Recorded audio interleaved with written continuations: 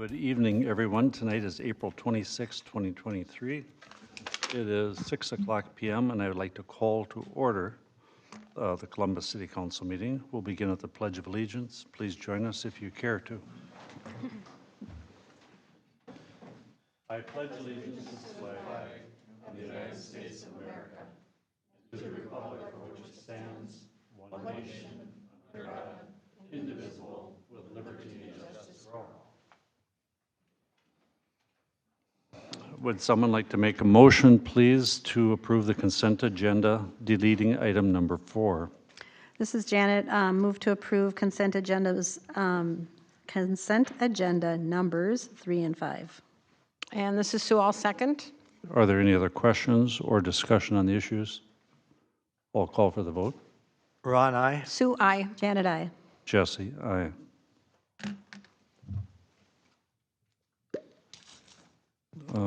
Is there anyone in the audience or on the screen who would like to speak at public open forum? If you would, please come up to the little table here, big table, and pull that microphone. Well, wait a minute. She's here for the local Board of Appeal and Equalization. Okay, then wait one more minute. That's next. Hearing no one else, we will move on to number 7. And at this time, I'd like to reconvene the local Board of Appeal and Equalization meeting. Our meeting is reopened. And Alex, why don't you come up? Hand these out real quick. Sure. Thank you.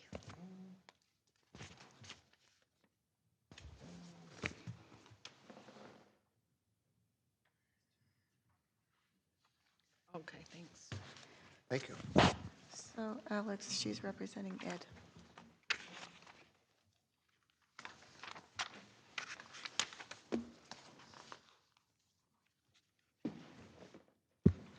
Also, where would you like me to sit? Here? Is this? Yep, that's fine.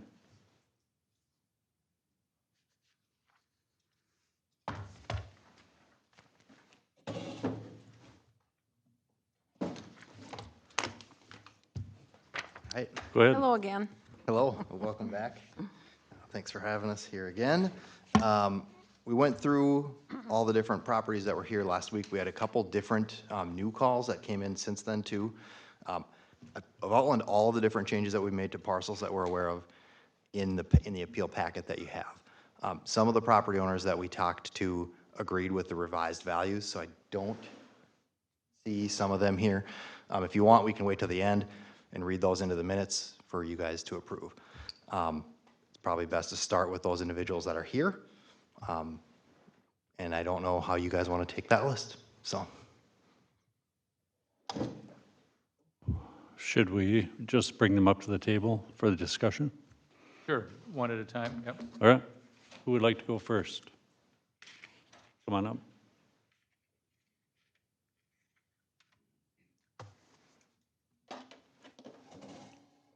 Pull that microphone real close so we can hear you. Okay.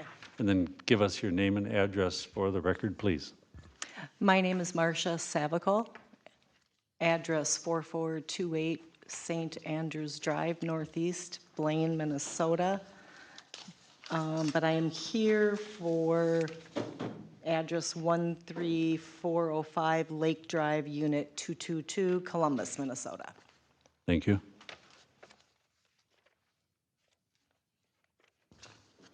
So I believe it was your husband who was here last week? So or- yes, my last husband was here last week. Unfortunately, he is in a wheelchair right now. He had some issues, so I'm taking over.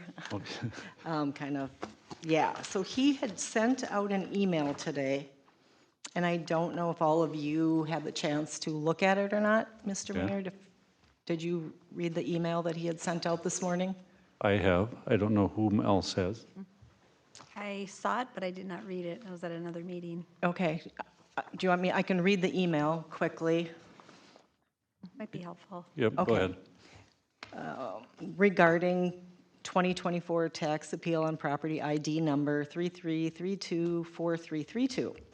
Jim Ryan, not sure if you or Alex or both will be at the Columbus meeting tonight. I believe your recommendation is not to change my tax evaluation for 2024 on my property located at 13405 Lake Drive, Columbus, Minnesota, 54025, Unit 222, Property ID 3332430032. I am asking Mayor, is it Preener? Reiner. Priner. Reiner. And the Columbus Board for an official vote on my appeal that was submitted on April 18th, 2023. In that appeal, I submitted a 7% increase, which fell between the cost of living, 8.7%, and the new construction cost index of 6.7%. The 7% increase would bring my 2024 property value to $186,394. This would reflect an increase of $12,194 instead of your proposed increase of $35,609, which is 20.4%. It should also be noted I submitted a current bid, on April 20th, 2023 from Lester Buildings. I do have that with me here today also, who previously built my unit of $88,395 for a similar 30 by 50 foot standalone building. And then he says, see the attached bid, which I have here. You indicated my land portion of taxes currently is $96,000 for my 30.50 piece of property. I question that astronomical figure, but if we were to use that number added with the Lester bid, plus $6 a square foot for the 5-inch cement slab, $9,000. This would be a total of land $96,000 plus the Lester bid of $88,395 and cement of $9,000 to $193,395. If indeed Anoka County's tax evaluation goal is 95%, 193,395 times 95% equals 183,725. In closing, my appeal of a 7% increase of 186,394 is still above current construction costs and more than what I feel is paying my fair share of taxes. For 2022, there's no viable market comps in my complex. Those that were shown have a square footage of 4,361, 2,621, which ours is 1,500. And those have multiple levels fully finished, and the one over twice as large. My building, other than the walls enclosed and insulated, has a cement floor, no bathroom, no plumbing, other than a water spigot, enclosed and connected to a well. So the Lester bid reflects my same current level of finish as noted by the tax assessor inspection on 4/24/23 by Jim Ryan. So I kind of just looked up some land here in Columbus just to kind of get a value. And originally, for 2022, they valued our land, Anoka County, at $27,000. Now they're valuing our land at $96,000. So this piece of land that we have is 30 by 50 is the building that it's on. And I looked up and there's a couple parcels for sale around here. One is 3.5 acres. They're asking $195,000. It still hasn't sold yet.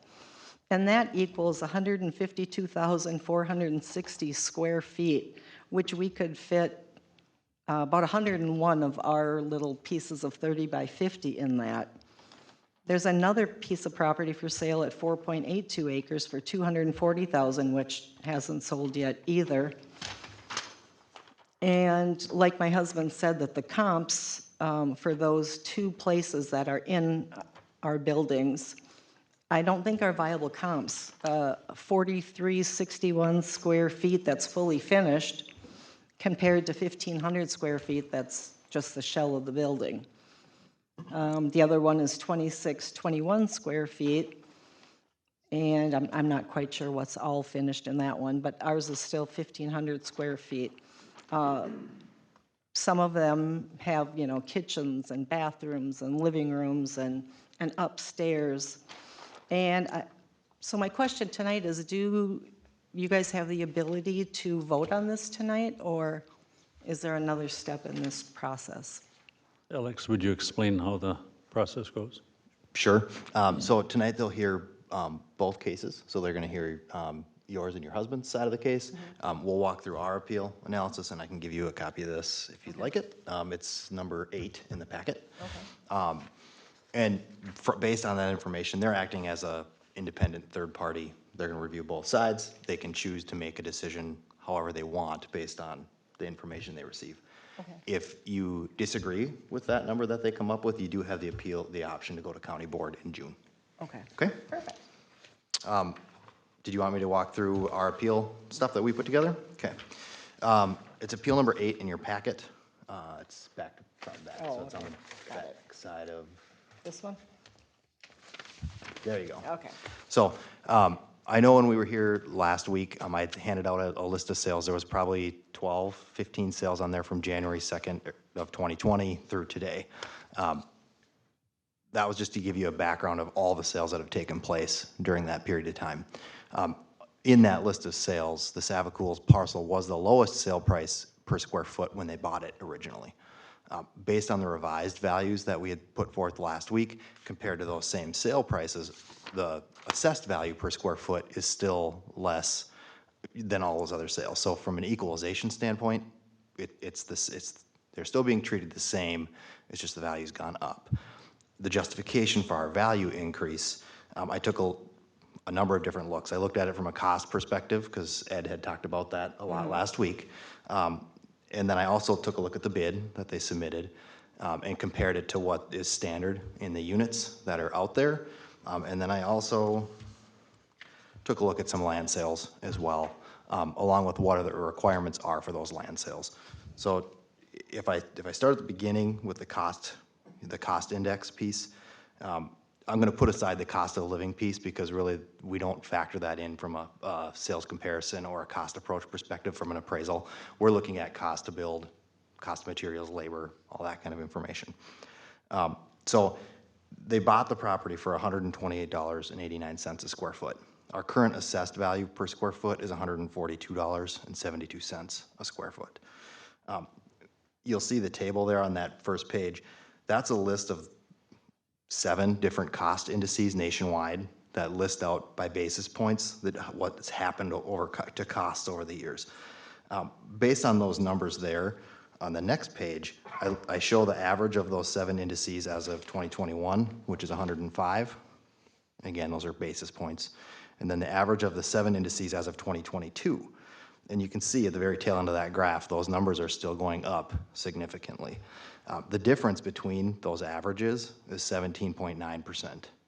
So if I take that 17.9% and apply it to the sale price, again, of $128.89, the indicated value, just based on cost, would be $212,200, which is more than our original assessed value at $209,800. So to me, the cost piece of it, it really depends on the cost that you look at. We also looked at Marshall and Swift, which is a nationwide cost estimator. It's used widely in insurance. It's used widely in real estate appraisal brokers. They look at indexes and adjust it monthly or quarterly. And then they factor in environmental. We're in an extreme climate, so they factor in extreme insulation and different things like that, as well as location multipliers. How hard is it to get materials to and from certain locations? When we put that appeal or numbers together, we actually came in pretty close to where the Savacools bid came in at. We then compared it to what's standard within those features, the bid that was submitted.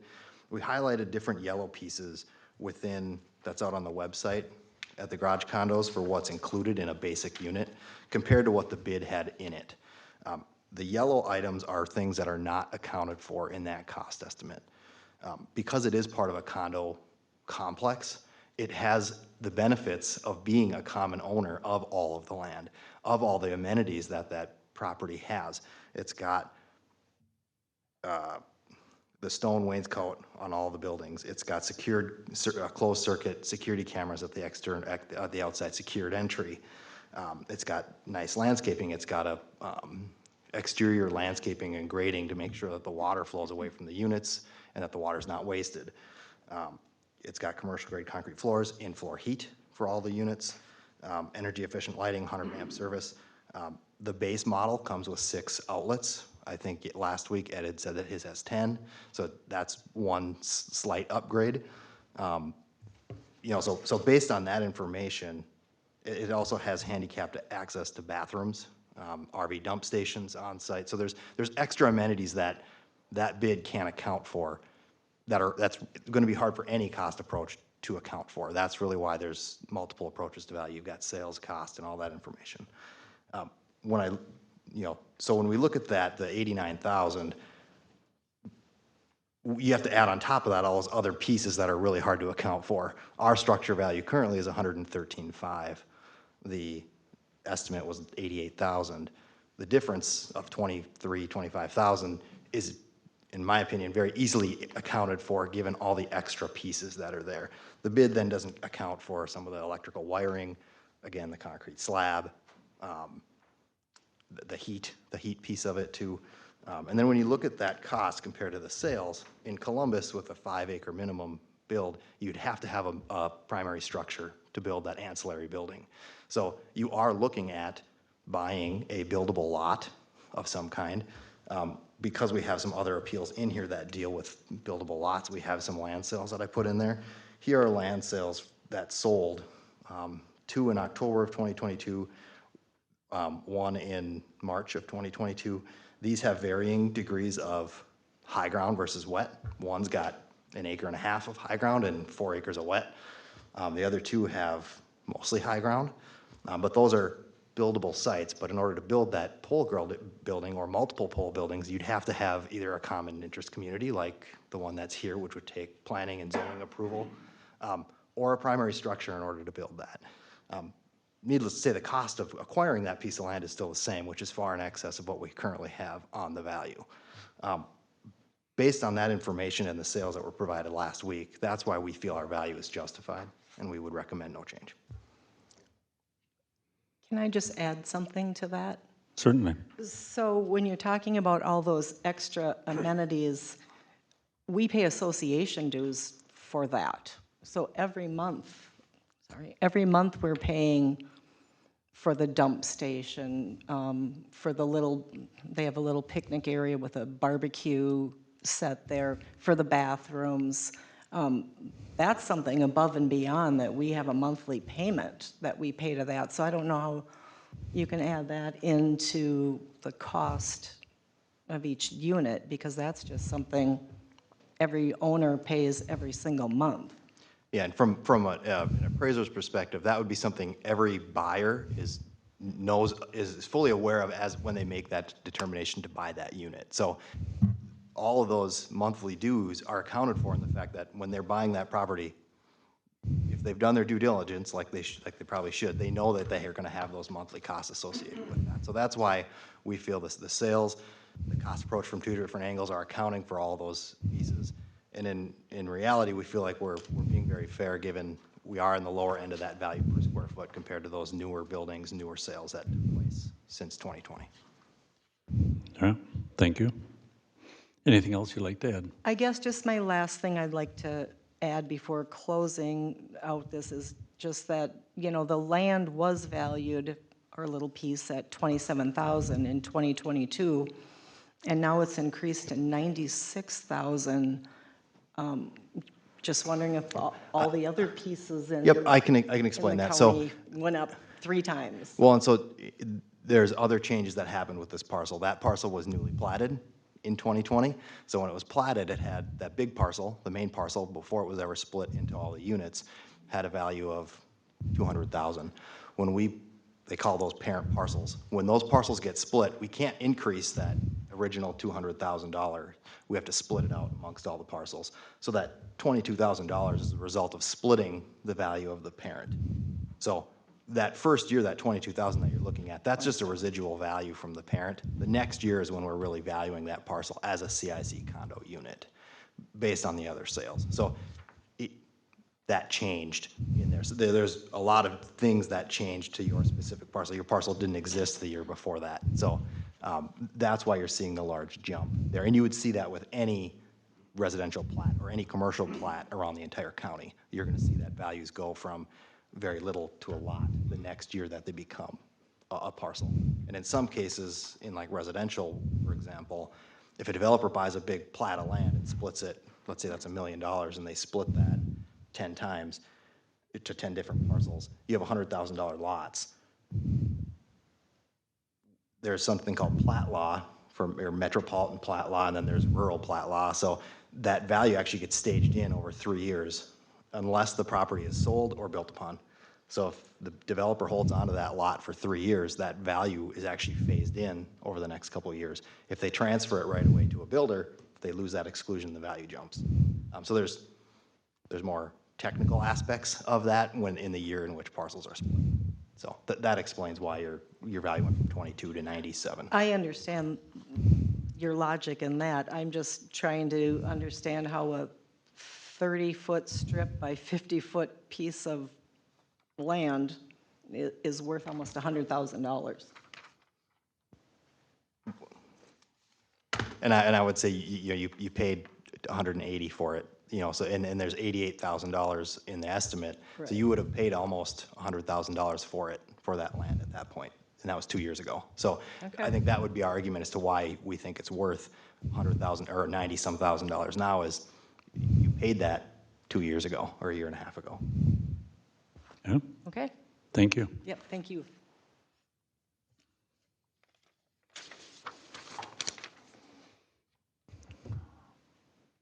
Who is next on your list, Alex? Did you want to speak, Bill, at all? Okay, did you want to speak, Dan? I can go over it, basically. I can go over it. If you don't want to speak at all, I can go over what we arrived at, if that works. Yep.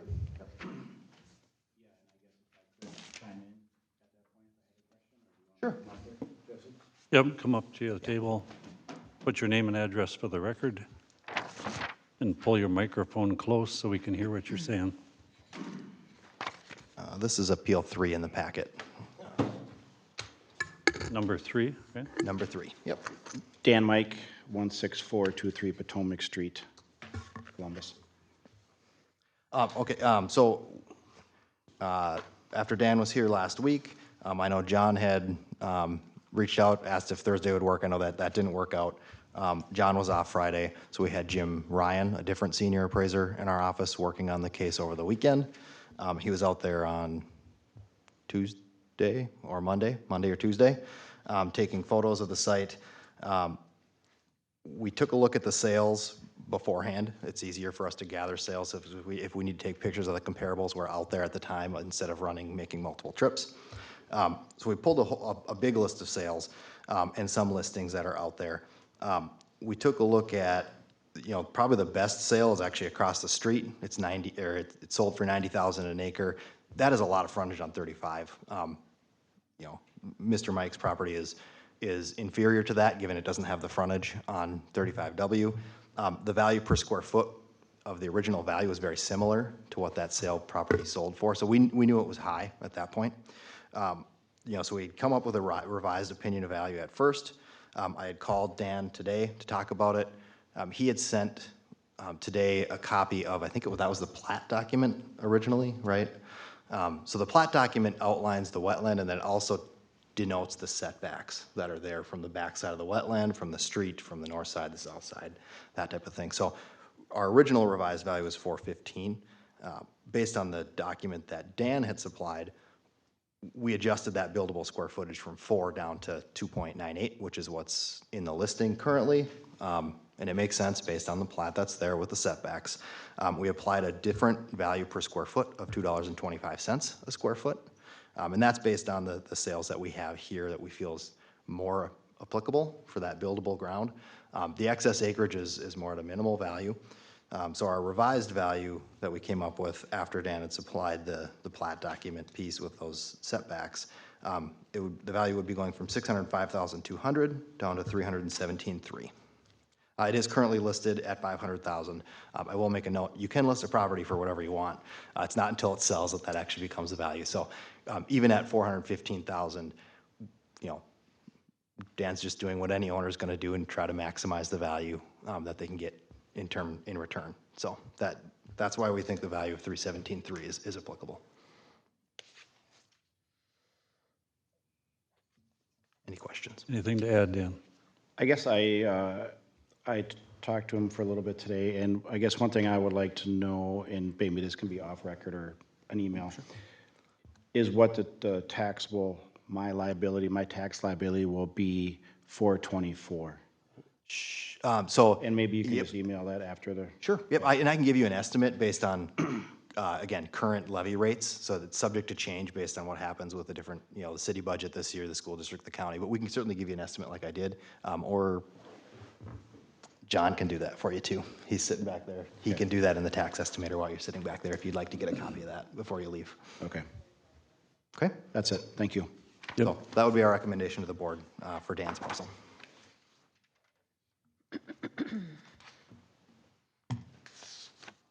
And then I think the last one is, Dave, did you want to come up or did you want me to talk about what we discussed?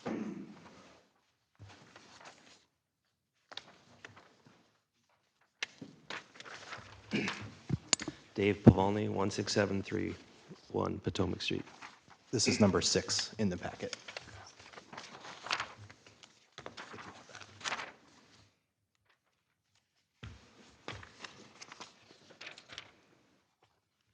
Okay, Mr. President and local board, I have talked to Alex. He's going to recommend no change. I just will say, he did say many times in our previous meeting that land values are only up 2-3%. According to my property tax values, they've gone up 10%, 10%. You pull your microphone up, we can't hear you up here. I can hear myself just fine. 10%, 10%, 28% this year. My other property went up 16%, 20%, and now this year 28%. So I guess the market's doing great. One way to look at it. The other way is there's a few sales that Alex is using, notably around Camp 3 Road, that are in the $177,000 values. I found plenty of sales near my house that are only the $125,000, $140,000 rate.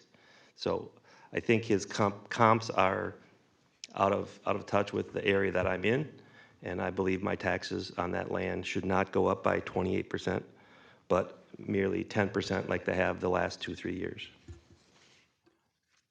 So just a couple clarifications. The aggregate agricultural value went up 8%. In between those breakdowns, your wooded and tillable rates went up anywhere from 8 to 10%, or 6 to 10%, depending on the type of tillable land it is. Our wetland and sub acres went up more than that. That's not to represent what happened with residential land. Residential building sites across the county went up more than that. When How we took, much more than that? and again, that's going to depend on, you know, countywide. That's a big range. You've got parcels all the way down from Columbia Heights all the way up to Linwood and over to St. Francis. So depending on your 2.5 acre lot or your 5 acre lot, if it's platted, not platted, that range can be huge. I don't have an exact number for those parcels at this point. What I can say is the value, your value for your 5 acre parcel compared to other parcels went up in general similar amounts, percentage wise. With the sales that are here, your parcel is 5 acres, 5.7 acres. For usable. Right, but 5.7 acres, so it would be a buildable lot with frontage on Potomac.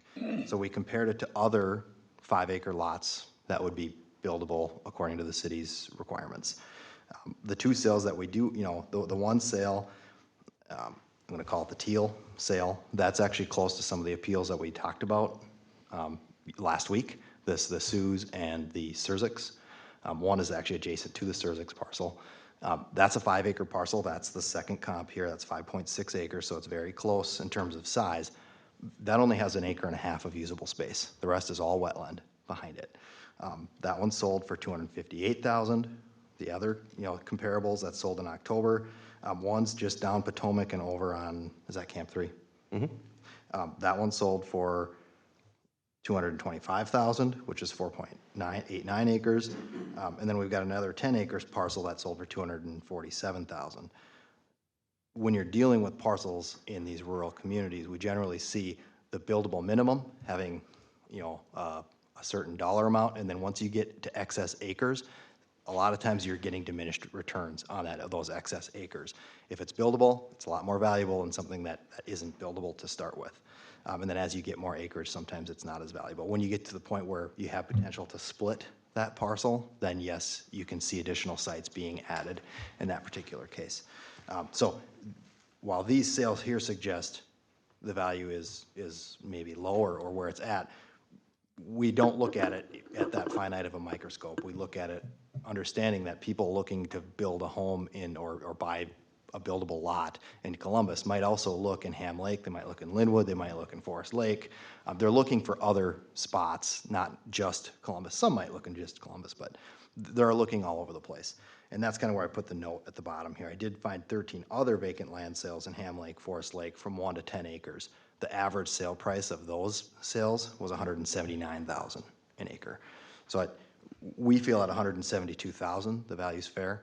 I know I did talk to Dave, and he brought up some valid concerns. He was clicking around on some of these parcels, and some of them are 4 or 4.5. Not, I know 5 acres is the buildable minimum, but there are non-conforming lots that can count too.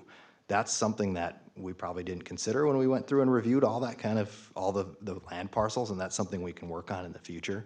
I know we can work with Elizabeth to kind of get what those requirements are. I don't know if a parcel is 4 acres, what's the process for getting a building permit approved on something like that? Is there a minimum? If it goes below 4, is there special permits that are required? That's the type of stuff we'd have to get a hold of from Elizabeth and her group. And then we can account for some of that stuff. So some of those parcels that are 4.5 acres, like this one that's 4.89 acres, there's really not a big difference between 4.89 and 5. So in all reality, this parcel here, I believe, a lot of these parcels, these 5-acre parcels are, the one that sold for $258,000 that's in the teal, that's valued at $172,200, the same as Dave's parcel. The other 5-acre parcel that sold for $225,000 is also valued at $172,200. So there's equalization there, but then there's some of those parcels that are either smaller or bigger that I think we probably can do better, but we got to figure out what those requirements are from the city level. So I think it got a lot better a year and a half ago when we took a look at everything, but I can see where Dave has his concerns with some of those parcels that are 4 acres, 4.5 acres, that might be, $140,000 compared to his at $172,000.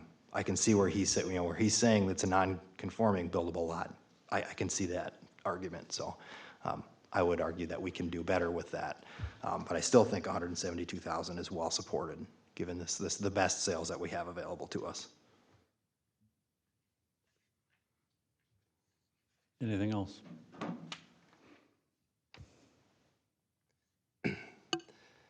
I guess I would say 2 things. We have kind of a wake-up call to all the people out in Columbus that your assessed value will be going up with our new assessor.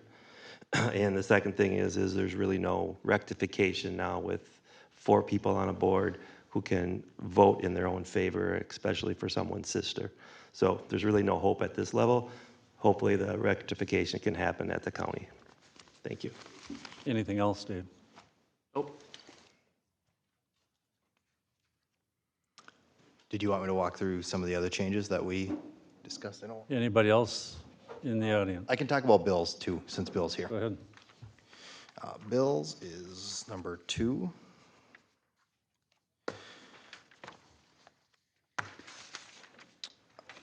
So we took a look at bills. Bills is a service repair garage and a vehicle sales on the front end with some of the vehicles out front. It's on Lake Drive.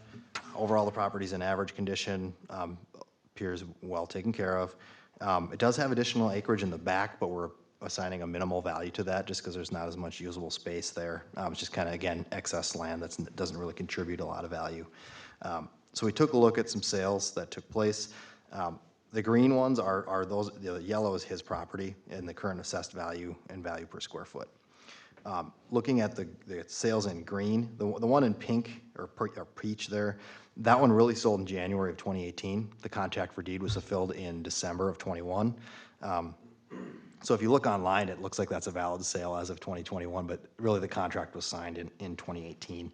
I just put that one more in there for reference purposes because that's what that sold for in 2018. I'm not sure, you know, we're placing more of our weight on the green sales that are here. As far as which one of those has the closest or most similar building, the parcel in Andover has the most similar building. It's very similar style. It's got two different office areas. There's a waiting area, and then there's a different office area up front. It's in a better location, though. It's off of Hanson Boulevard. It just sees more cars per day. So it's a better site location, and our assessed values reflect that too, even though that building is older.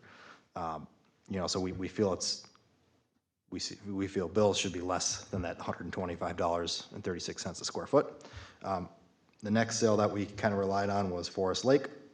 That parcel, the building is much older, although it's a block building, although it's had metal added to the exterior. Again, that site is superior. It's in a much more urban area with cars and traffic and everything else, but the building is far older. We feel that probably represents, you know, more what this parcel's worth. I think the older sale also kind of supports some of that, and it's just, we're gonna do our best to keep an eye on some of these more rural service garages and some of those types of items in the future. But we would want to make a recommendation to lower this parcel from the $932,005 down to $759,000. That's $115 a foot, matching essentially what the Forest Lake sale is. With recognizing that Forest Lake's land is more valuable, the building's less valuable. In this particular case, Bill's building is far nicer and much newer than that building. So that's how we arrived at that recommended value. All right. Any questions? Anybody?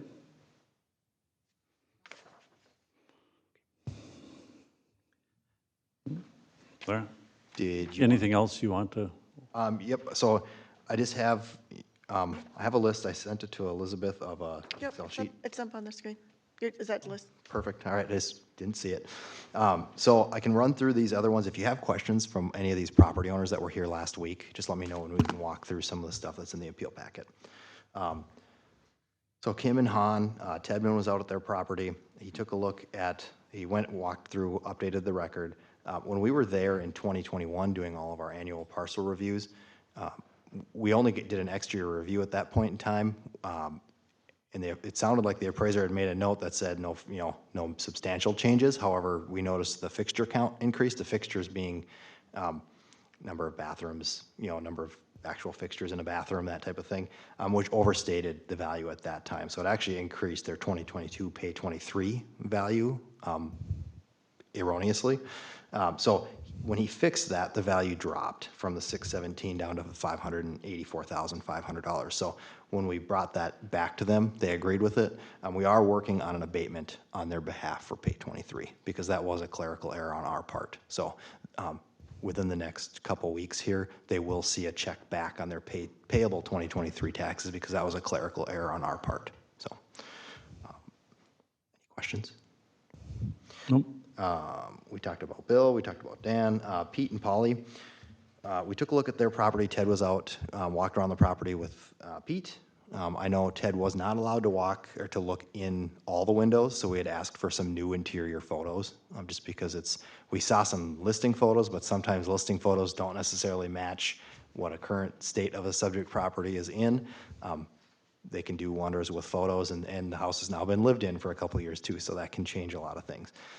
With those photos, we were able to update the interior records that we have on file. The parcel looks really nice from the outside. It's got new hardy board siding, new wood, new windows, new roof, but the interior is not seeing the same quantity of updates on the inside. So that's really where we made some of our changes that impacted the value.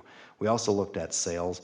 Again, like I had talked about last week, there are limited sales for 2 stories built in 1979 that are that large. So we did have to go a little further out. We had a parcel in Ham Lake that was comparable, and I think 1 or 2 in Forest Lake. This adjustment to 655 really falls within the midpoint of where those sales were, as well as where kind of our system generated value was once we fixed the effective ages and different things like that. So we would make that recommendation. Wendy Tester, hers is a little different. In that particular case, you'll see the actual market value change is very minimal. That's just getting rid of an old ancillary structure that really doesn't add any value. The big change for her, which is really nothing this board has authority to change, is the green acre value. And that was a clerical error when we went through and updated and we're adding her green acre pieces. It was a simple checkbox that got missed. So her taxable market value is really what changed a lot and led her to show up at the meeting. She understood the market value perspective of it. When we changed her green acre piece of it, her taxable market value, because that parcel is green acres, went from 45,800 to 47,200. So her taxable value is really where the big change was. Her taxable value previously was close, went up 4 times as high as it was previously. So she was happy and fine with that change. It just basically changed the recapture if she were to sell that property in the next 3 years, because she is in the green acre program. So.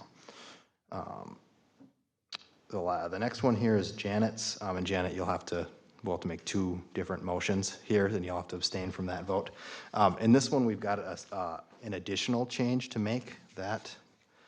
So if you look at Appeal 7 in the packet, I can explain what's going on with these parcels here. You can see Janet's is in red. Alice Horkey is the other property owner here that we're recommending to make a change to. And then the blue parcel here, the 80 acres, is a parcel that we're noting, but we're not making a change to. So this 160 acres here, the elevation changes very minimally, less than 2 feet across all of 160 acres. It's all very wet. We should have a similar valuation on all 4 of those 40s. In this particular case, in Janet's case, it's a minimal change to reflect that for equalization of those 2 40s to the south in blue, from 35.7 down to, or from 37.5 down to 35.7. In Alice's case, that parcel is also very low. It's just the acreage breakdown it doesn't make sense at this point in time. So we want to update that acreage breakdown to reflect the same wet acres. So that's where it's really benefiting her more than anything else for equalization. I did note that 80 acres just sold in October. We haven't verified the sale and gone through all the details yet. It was a contract for deed. There was a considerable amount down payment to that parcel. So we'll go through and try to figure out some of those details, but that sale falls outside of the normal study period. So for mass appraisal purposes and assessment purposes, that's something that we'll be looking at for this next assessment. Not in a vacuum, so it doesn't mean that all wet acres are going to go up to 1,600 acres. We're going to look at all wet acres across the county. And if that sale is a qualified sale, it might be considered. If it's not a qualified sale, if we find out that the buyer and the seller are related, or they had a previous relationship of some kind, or maybe it was unusual financing that took place, that sale would get rejected and we wouldn't use it. But I wanted to note it since it was an actual sale that took place in October. Do you have any questions about those parcels? Okay. The last one is the gentleman that called late last week, Jim Watson. His parcel, just because we haven't talked about it before, I'll cover that one too. That's appeal number 9. You can see the aerial image there. Jim had called because his value was far beyond what he thought he could sell it for. And in this particular case, we absolutely agreed. It's a 1960s built Rambler. They weren't building. Right now it's 4,455 square feet of above-grade living space, which is huge. They weren't building 1960s Ramblers that big back in the day. So this property was added onto at some point and then added onto again later on. It had been a long time since anyone had been in the property as well. So when we reviewed the record, it was, at first glance, when I looked at it, it was very clear to me that something wasn't right because we had actually full foundation or full basement under all 4,455 square feet. I knew that was not accurate just by looking at it from the outside.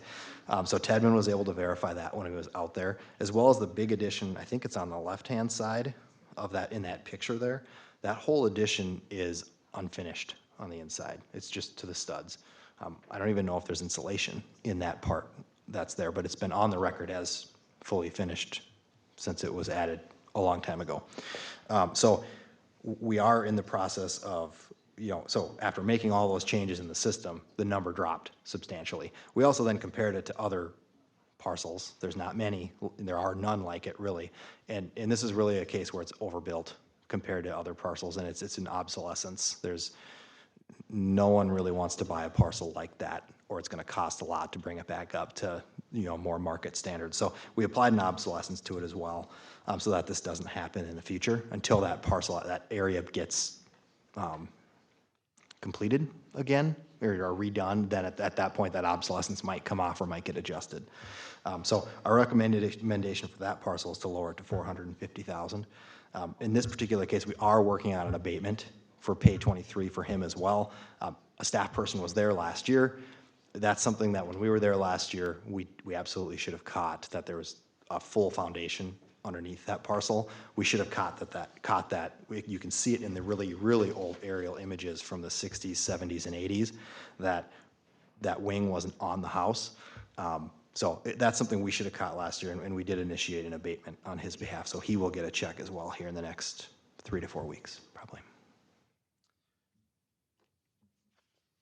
Did you guys want to make one motion for most of them, minus Janet's, and then a second motion? Certainly. Elizabeth, did you want me to read the parcel numbers and the new values, and then you guys could make a motion? Yeah, that would work. Okay. Parcel number 1 is Kim and Hans Sue.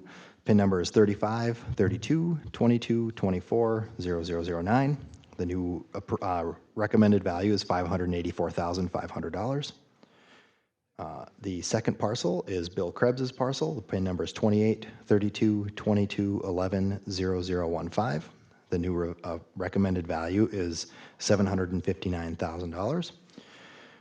The third appellant is Dan Mike. His PIN number is 24 32 22 41 0010. His revised recommended value is $319,300. The fourth one is Pete and Polly Zurich. Their parcel number is 35 32 22 24 0011. Their new revised value, or recommended value, is $655,000. The fifth is Wendy Tester. Her parcel is 03 32 22 34 0007. The revised recommended value is $232,100. Again, we're going to be adjusting the taxable value there. Alex, is it 32 or 23? 223,100. I'm sorry. The next parcel is Alice Horkeys at 35 32 22 11 0003. Her new revised value is 35,700. The next parcel is Jim Watson's at 04 32 22 44 0001, and his new revised value is $450,000. I'm going to read one additional parcel into the minutes. This gentleman called yesterday. He's unable to make the meeting today, but the earliest he could schedule an appointment with us is tomorrow. So he would like his parcel heard so that he can, if he wants, appeal to county board after we visited his property. His parcel is, or his name is John Mastel. His parcel is 16 32 22 13 0007.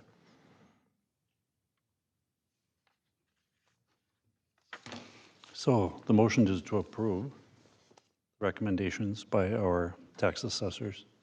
Is there a second? This is Sue, I'll second. I'll call for the vote. Ron, aye. Sue, I. Janet, I. And Jesse, aye. Now we need another motion? You probably need a couple more. Oh, okay. One, you probably need a motion for Dave's parcel. You probably need a motion for Ed's parcel, and you probably need and you need a separate motion for, sorry, Dave, Ed, and Janet. You need separate motions for them, I would. All right, read the numbers, we'll make Sure. a motion. So, based on the information presented, you guys have your ability to make a motion either way for Dave and Deanna Polvolny, 10, 32, 22, 32, 0003. Our recommendation is no change. And Dave, did you have a recommended value for your parcel? 10% increase? Yep. So Dave's is a 10% increase from last year's value is what his recommended value would be. Is there a motion? Well, this is Sue. I'll make the motion to approve the recommendation to leave it the same. This is Ron, I'll second that. I'll call for the vote. Ron, aye. Sue, I. Janet, I. And Jesse, aye. Okay, the next one would be, we'll do Ed Savacool's next. His parcel is 33, 32, 22, 43, 0032. His original value is 209,800. Our recommendation is no change, and I believe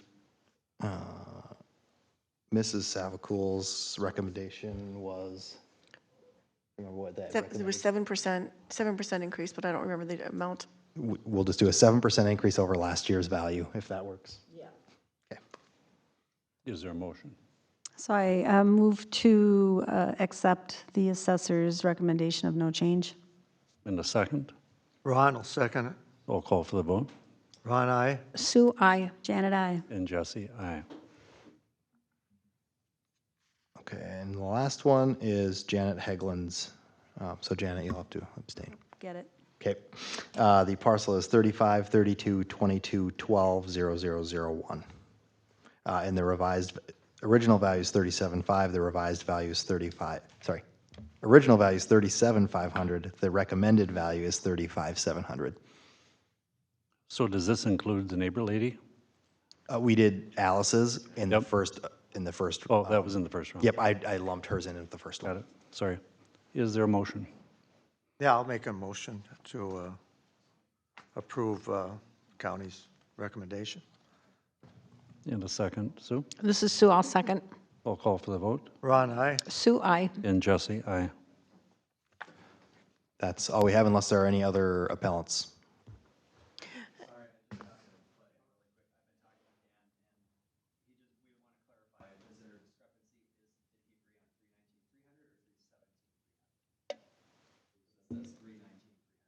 Did I say 317? Yes. Oh, I'm sorry. I meant 319, 300, sorry. That is in the email? Yes. Did I? Okay, sorry. That was a typo on my part. It is 317, 300. I had emailed him separately previously, so I would, In your handout under number 3, it does say 317. perfect. 300, Okay, and- fat fingered it on my part, my bad. And so there should be a separate motion to correct that, so that's in the record. So this is Janet. So I would move to correct the recommended market value for parcel, is it number 4? I can read the parcel number if you'd like. Thank you. 24, 32, 22, 41, 0010. For $317,300, correct? This is Sue. I'll second. I'll call for the vote. Ron, aye. Sue, I. Janet, I. And Jesse, aye. Just for clarification, do we have to read John Mastel's parcel into the record to preserve his right? I did at the very end of the first motion. In the first approval. motion, okay. Yep, All right. that's all I have. Anything more? That's all I have. So Alex, I just want to thank you and your staff for going out so quickly in 1 week and getting all this done. I'm sure it was tight, but we appreciate you going out and doing that. We appreciate the property owners letting us out, take a look at them, and the information that was provided. It's helpful anytime they have supplemental information to give us. It just makes valuing those parcels that much easier, so, thank you. Thank you, Alex. I do have a sign sheet that you guys will all have to sign here, so don't run off right away when we're done. We signed one last week. Is this a different one? You have to sign one every time, yep, sorry. Go ahead and bring it around.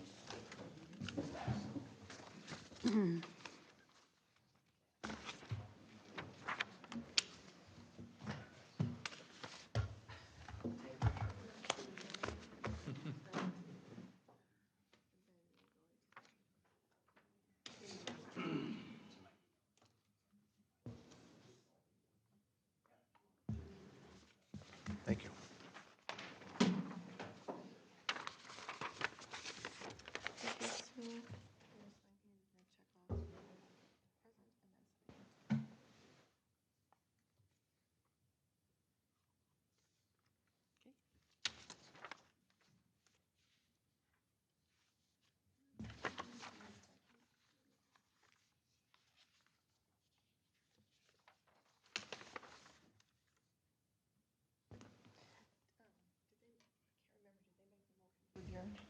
Not yet.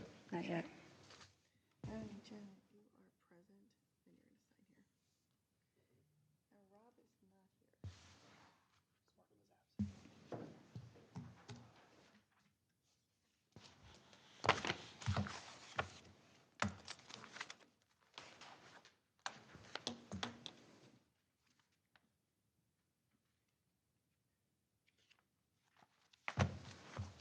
I'll make the motion to adjourn. Would someone like to second? This is Sue, I'll second. I'll call the vote. Ron, aye? Sue, aye. Janet, I. And Jesse, aye. Our meeting is adjourned. We'll reconvene the city council meeting. All right? Do I need a second? No, that's good. No? All right.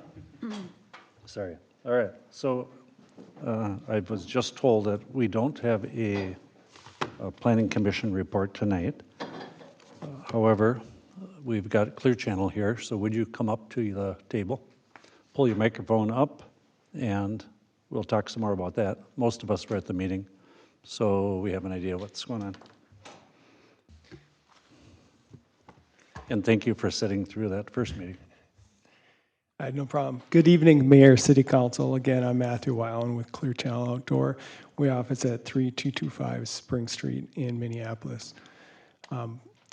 Before you tonight, I'm still requesting approval of an interim use permit for a dynamic sign.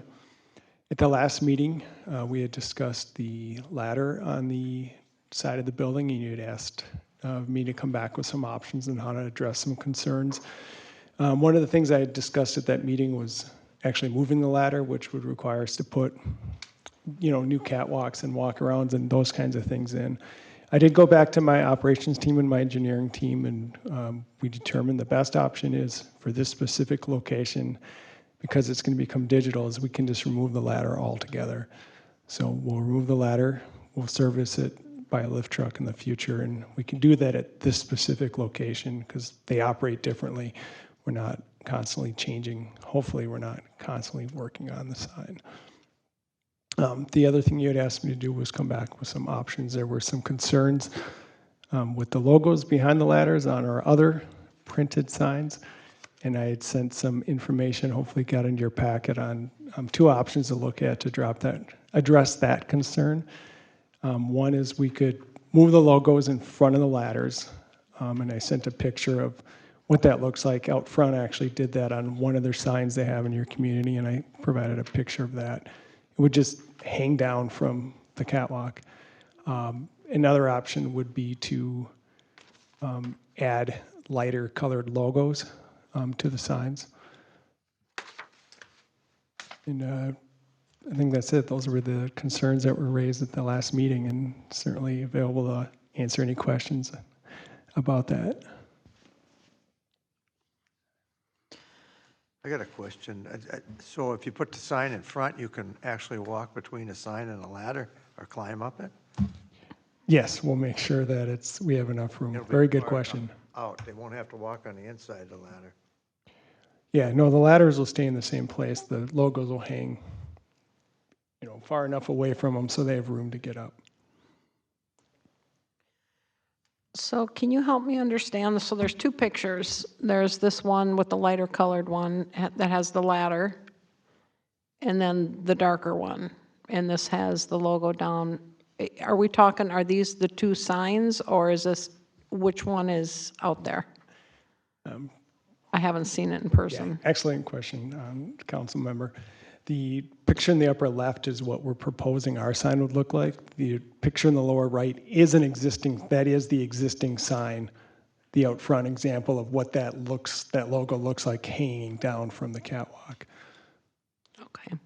So it would look similar to that. Similar to this one down here? Correct. Okay. Sue, just for reference, one is an out front billboard. He was just giving you an example of what the out front people did as an opportunity. And the lower one is showing what a Clear Channel billboard would look like because their column covers are different. Gotcha. Thank you. Exactly. Thank you.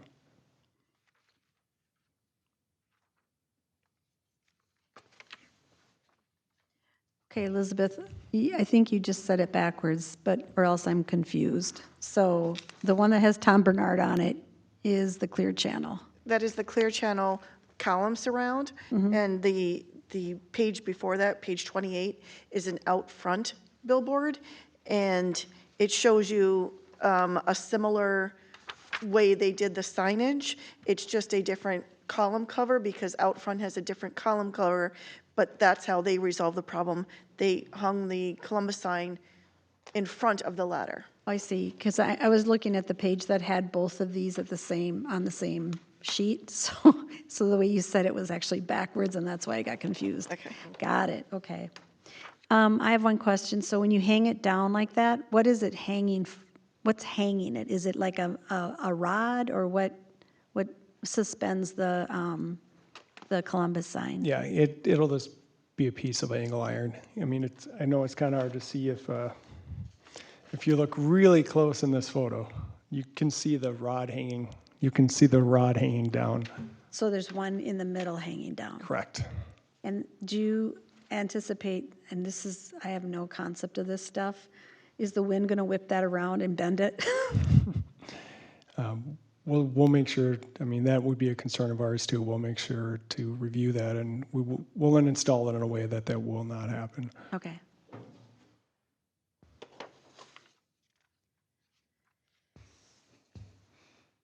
Answer your questions. Yes. Anybody else have anything? Nope. All right. I do think that page 27 there, Tom Bernard one, I think that sign looks what I think we asked for in the beginning. Something like that, hanging right down below. With the big Columbus sign in Yeah. front and larger. Right. Yep. If I can remember correctly back, that's where I thought it was supposed to be. So Either way, the ladder's out of there. I'll make the motion to approve an interim use permit for Clear Channel Dynamic Billboard panels 92780 and 92781 at 9500 145th Avenue for a 20-year term starting. And there's a question mark there because, and I also want to ask Bill, so these are, so this billboard is going from a static billboard to a dynamic billboard, and there is a current valid sign permit today. So my question is the starting point when they build it and transition it because the static stays in place until that happens, or is it tonight with the motion? No, it would be when it's up and installed. Because if this was a new permit without an existing permit, it would start from tonight. But because they are essentially, they might take a month, they might take 2 months. And so that existing permit runs until the new billboard's in place. All right, and so the answer is the term starting upon completion. Upon installation. Yep. Based on a planner report dated 4/7/2023, findings of fact 1 through 23, and subject to conditions 1 through 19. Is there a second? Ron, I'll second it. Any other questions or discussion? So do we need to amend the conditions to say that the ladder comes down And, or is that just part of the presentation? Mr. Mayor, Councilmember, yes, it would be good to have that amended specifically as a condition. So it's clear that it's a condition and not a recommendation or guidance or something Yeah, short of that. Thank you for catching that. yep.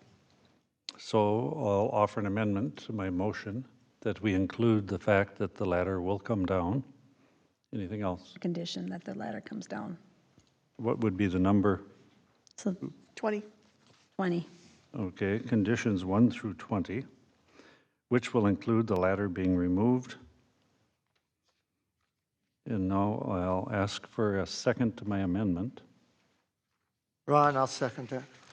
So now we've got the sign going up, the ladder coming down, and I'll call for the vote.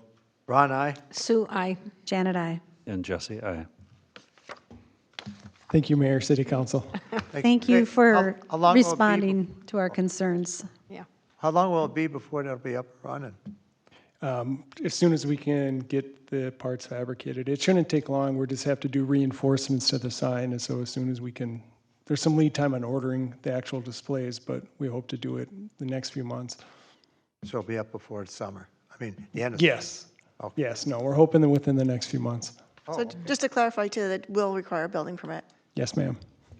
And the building permit will indicate when that time frame runs. We'll forget in 20 years, so we want to make sure that's on the building permit. Since it's not starting tonight. Thank you. Thank you. Thank you. So now let's move on to the Chapter 7A amendment to the Small Animal Facilities Ordinance 2301 summary publication, and it's in our additions, A1. Ms. Mayor and council members, this is a holdover from our previous meeting. I realized when I went to go publish it that we didn't have a resolution ending the moratorium. So you did approve this ordinance at your last meeting. This is more of a formality, adopting the resolution, ending the moratorium, and then approving the publication summary. You do have them in your additions. I handed them out to you. Sorry about that. So would someone like to make the motion?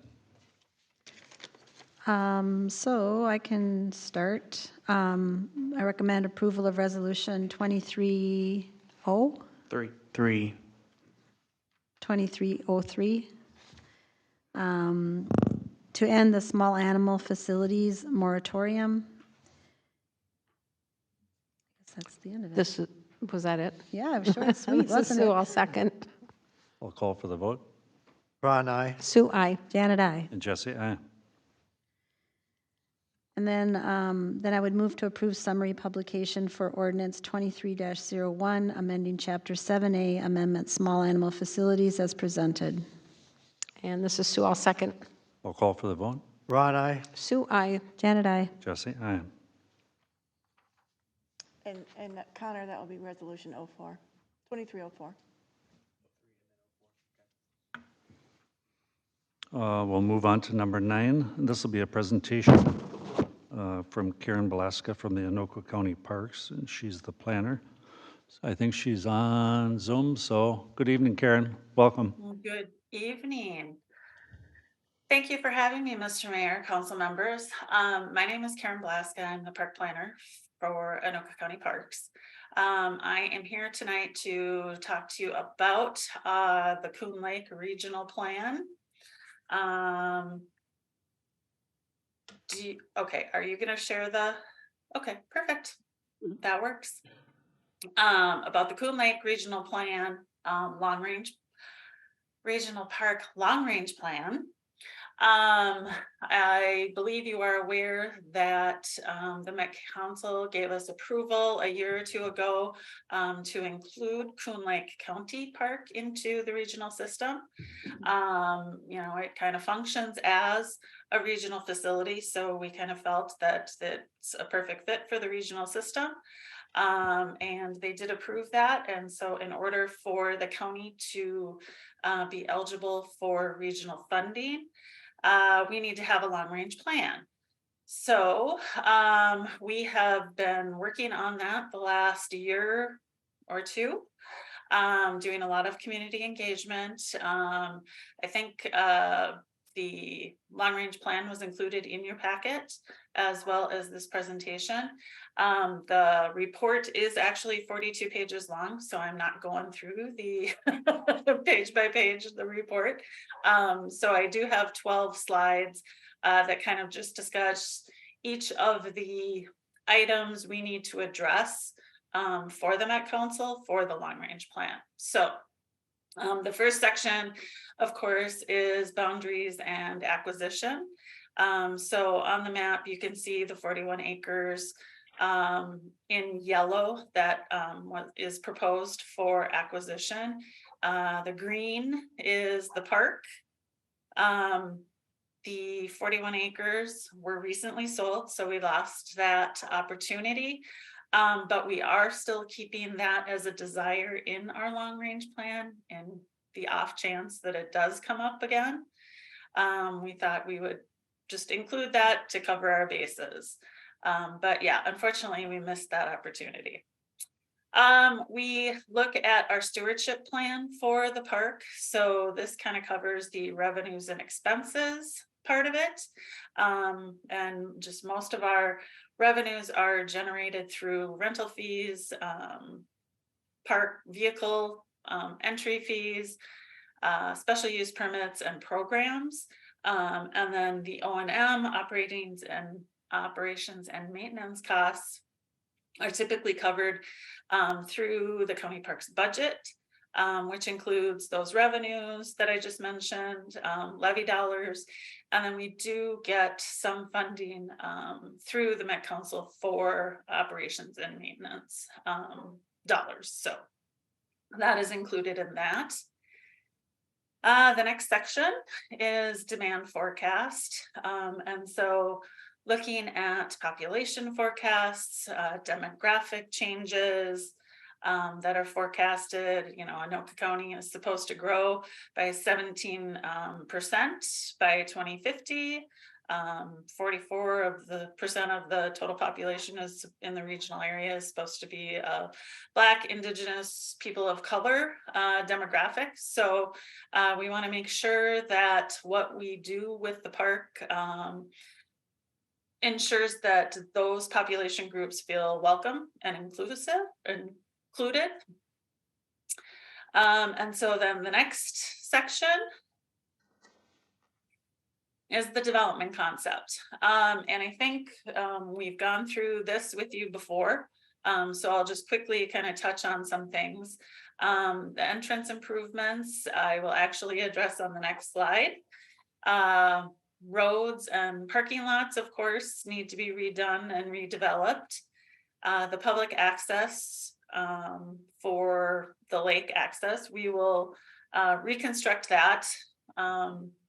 Right now they have, the 12-inch concrete planks, and those tend to get heaved with the ice, and so we end up losing them little by little. And so just reconstructing that, so the planks are much more heavy duty, include some aquatic invasive species, BMPs, so clean, drain, and dry, and tie off areas, and places for the inspector. Trail improvements, we heard loud and clear through the public engagement that trails were important. So we're looking at including more paved trails in addition to some more natural surface trails as well. The maintenance facility improvements, I think you are familiar with that. Our highway department will be undertaking to rebuild the shack that is there now to a very nice facility next year in 2024. So we'll be looking forward to that since parks will have capacity within that facility. Then the beach and picnic areas, looking to redevelop the pavilions, the beach area, and there's an item related to that I'll talk about on the next slide as well. So the total cost estimate for our development plan is about $5.5 million. We, of course, are not going to be doing that immediately. It will be phased in over time based on our funding levels. What I anticipate to happen is that small items will probably happen in the next 5 years. Between 5 and 10, I think maybe half the park redevelopment might happen. And then after 10 years, hopefully the next between 10 and 15 years, we'll get the rest redeveloped. So that's kind of the timeline for that redevelopment. The Karen, next section, Karen, yes, this is Elizabeth Morsko. I just want to update the council on one item. For the Public Works Maintenance Facility, the presentation is going to come before you on May 9th. So Joe will make a presentation to you explaining what they're going to do and the improvements to that building. And so just wanted to let you know that I believe it's going to be Joe McPherson, and it might even be Jerry Ogier that come. I'm not sure whether, Karen, I'm drawing a blank on the facilities person that Andrew is over. Dykstra. I'm sorry? Andrew Dykstra. It could have been, and he's in charge of the overseeing the building, so that would be on May 9th. Thank you. All right, so moving to the next section, we look at conflicts. So, you know, does the park conflict with surrounding land uses and things like that? Parks don't typically conflict with surrounding land uses, so that's not usually an issue. But we also look at traffic and safety. And so related to the entrance, we have been working with Highway and Joe McPherson. And Highway believes they can do a right turn lane into the park on the north side of Lexington to help mitigate some of the turning and conflicting traffic there. We're also looking at doing a digital sign, which I am not sure exactly how this technology will work, but the idea is to have a camera or a scanner at the parking lots to track the number of stalls. That then communicates to the entrance sign whether lots are full or not. So anybody coming to the boat launch, if it's full, they see it's full and they can drive by the park and head over to the other DNR launch rather than having to turn into the park, try and turn around and then try and get back out. So we're working with the transportation department on that, and we will continue to work with them on that. And then the swimming and beach area, there's conflict between the swimming beach and the boats that kind of land and use the park. So we're proposing to do a dock structure there that will kind of separate those uses. And then we can also provide an ADA canoe and kayak launch there. We'll plan on concrete sidewalks for access and things like that. So I think those are good solutions for the conflicting uses there. The next section is public services, and that's basically, you know, is there any non-recreation related public services that need to be included? Lexington Avenue is not part of the park technically, but we are including improvements to it in with the long range plan. Pretty sure we won't get any funding for it, but we have it in there, and we will try and secure some funding for improvements to that. The next section is operations, of course. We've got our ordinance that is about 5 years old now, so I do anticipate that to come through a review process in the next year or two and get that updated. But that kind of regulates all the rules and regulations in the parks. We partner with our Park Services unit, the county sheriff and DNR on education and monitoring and enforcement on the site. Parks can't do enforcement on the water, but we want to try and work with the county sheriff and the DNR to make sure that that is definitely monitored. We do anticipate our operations and maintenance costs for the park to be about $50,000. And I think that's kind of average for our regional parks. The next section is our partner engagement.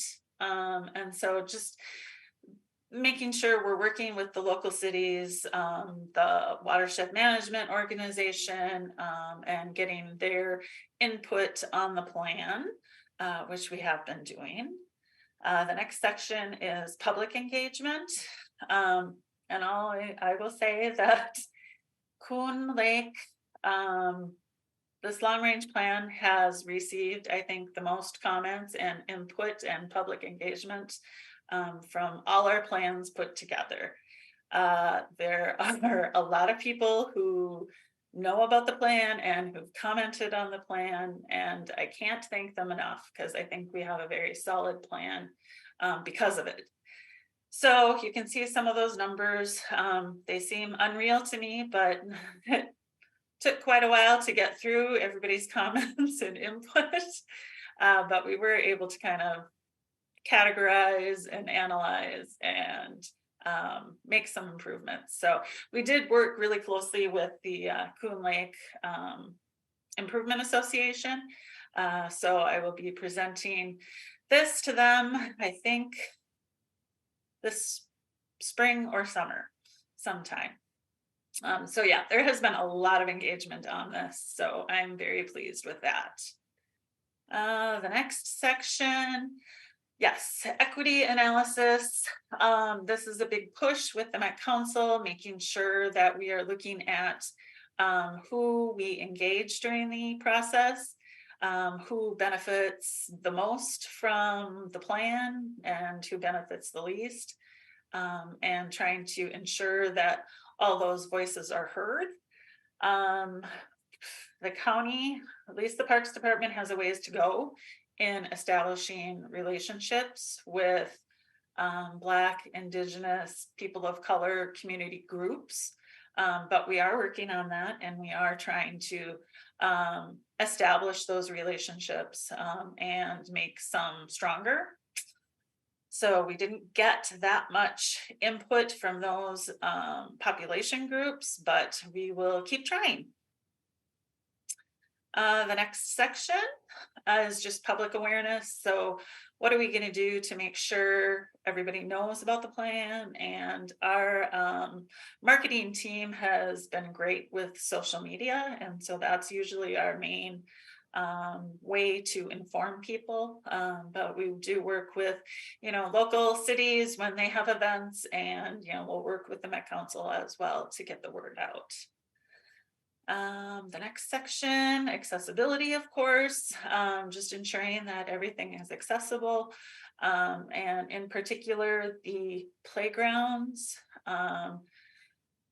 We've been trying to make sure that when we redo a playground, we do the poured in place rubber surfacing, so the whole thing is accessible, and making sure that we exceed ADA requirements. Excuse me, just to make sure everybody can use the playgrounds, and that it's just welcoming for all. And then I think the last section is natural resources. Yes.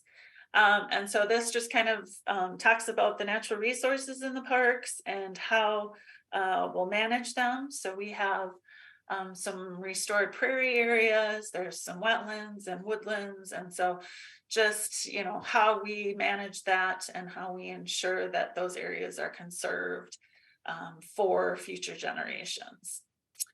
So that's kind of the gist of the whole long range plan. I am looking for the city to hopefully pass a resolution of support for the plan. Once that happens, then we bring it through the county process. And then it goes on to the Met Council for their review and approval. So that's kind of the gist of it, and I will take any questions you have now. First of all, holy smokes, that's a lot of work. Thank you. And it all looks beautiful, but you said your time frame will be 1 to 5 years or 1 to 10 years or? For some relatively easier items, like perhaps some beach improvements, adding some shade structures to the beach. Hopefully, I would like to get a self-serve canoe and kayak station set up out there. But yeah, some of the larger stuff will be at least 5 years out. We've just unfortunately had some catastrophic failures on some facilities, and so we are kind of having to shift things around, and this is of course getting bumped out a little bit. Yep. Anybody else have questions?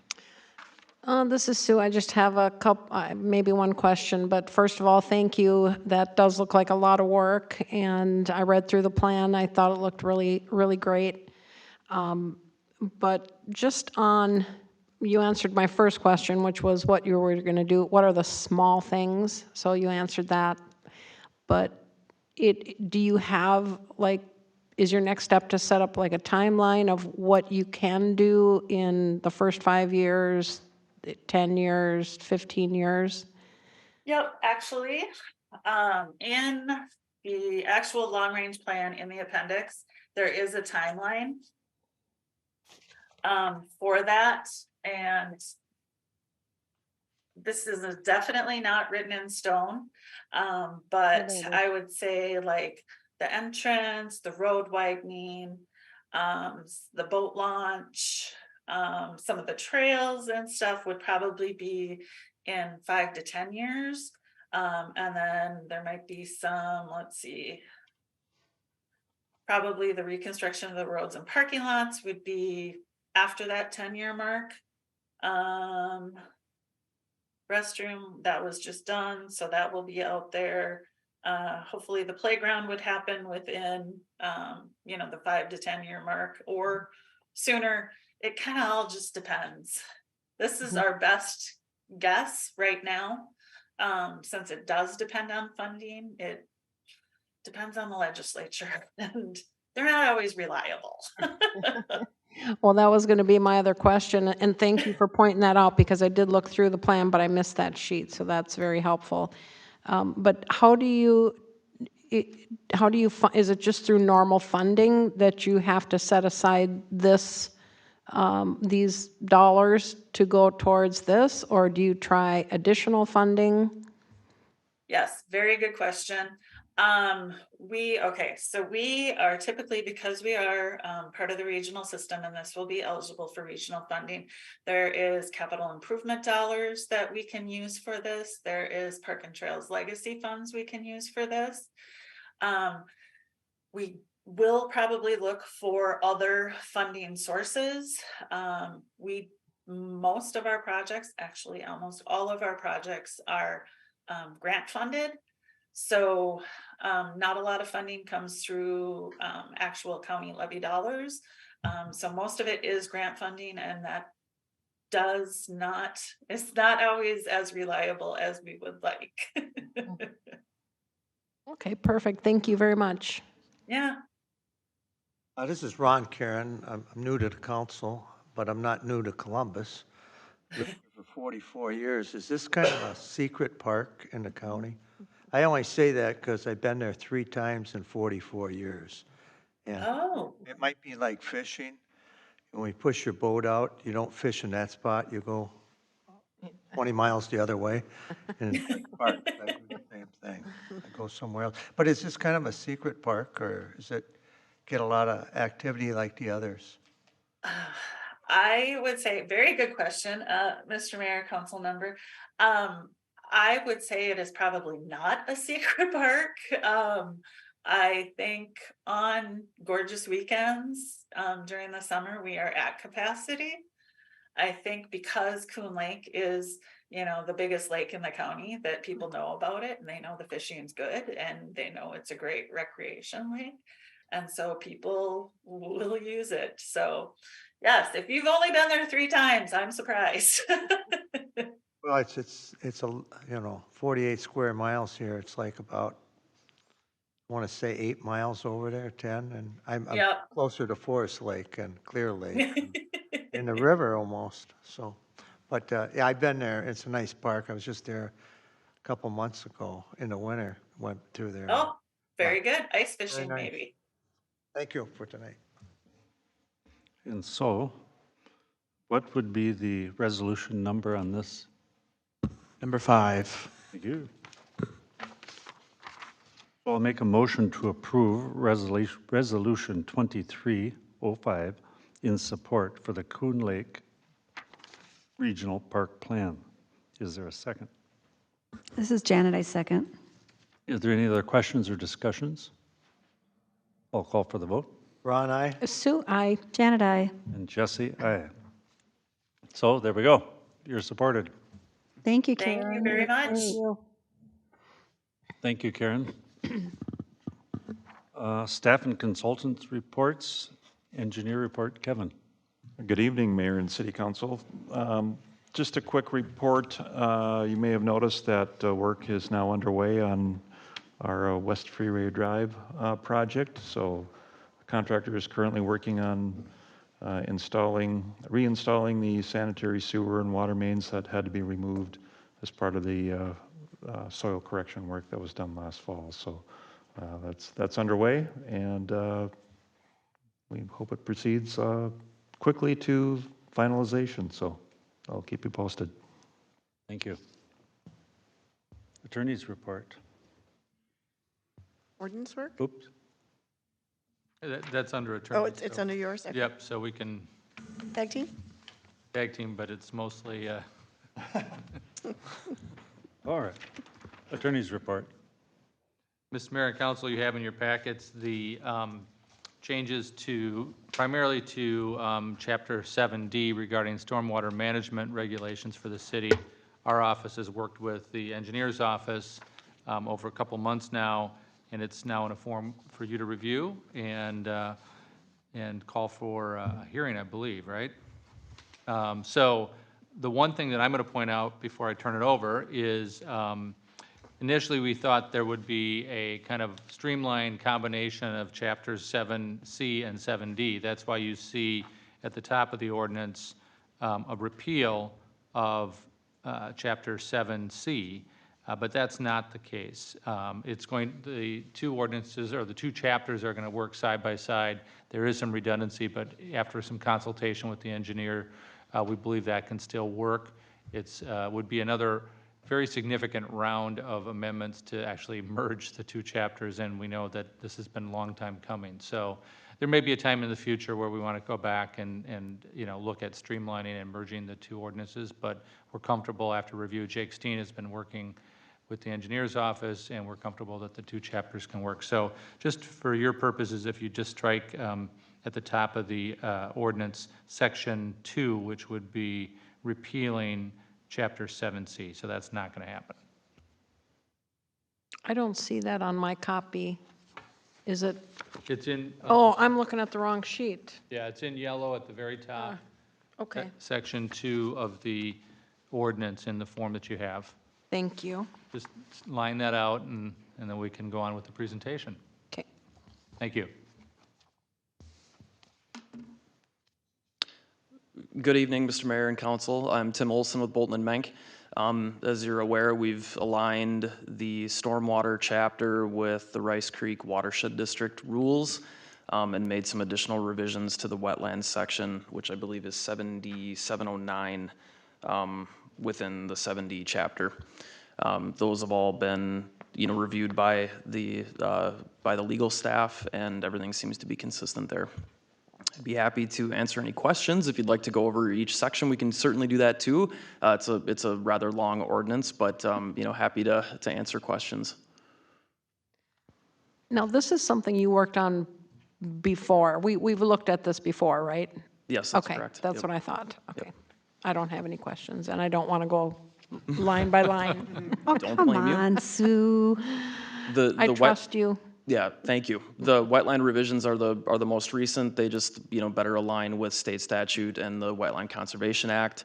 The Rice Creek wetland regulations are very robust and really are meant to cover more, more area than just the city of Columbus. So that's why we sort of stripped that section down, and it doesn't directly match with Rice Creek's, but, is meant to cover the more, broader state statute.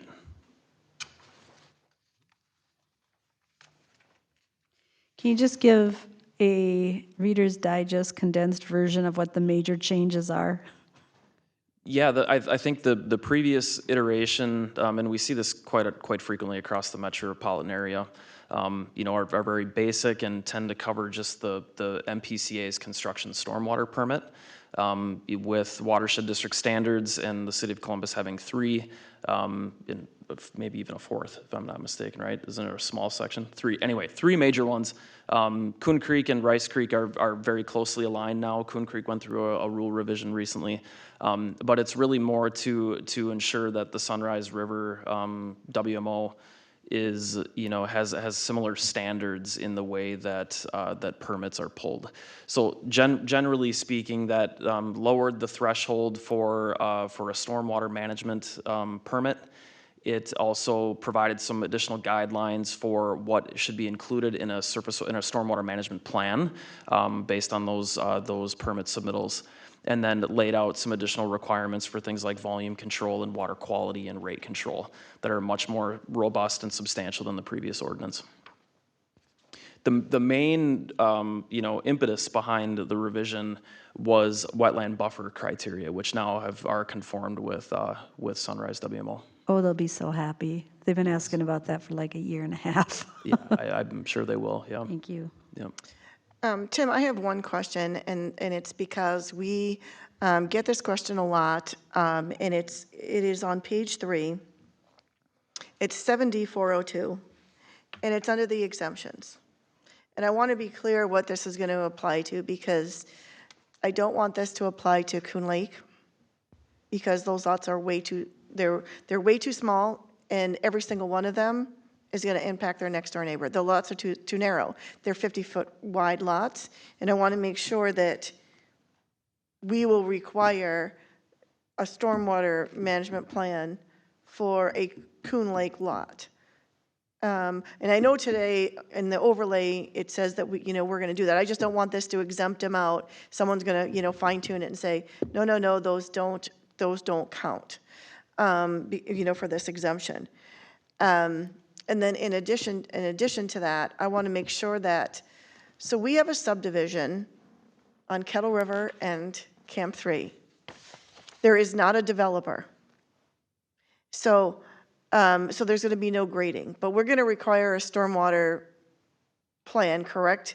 Kevin, we're going to require a plan for the whole subdivision, and that will apply to the individual lots, or how is this going to apply to the individual lots? So at this point, we are, if I recall, and working with Dean, we're not going to require an overall drainage plan. I think it's going to be on a lot basis.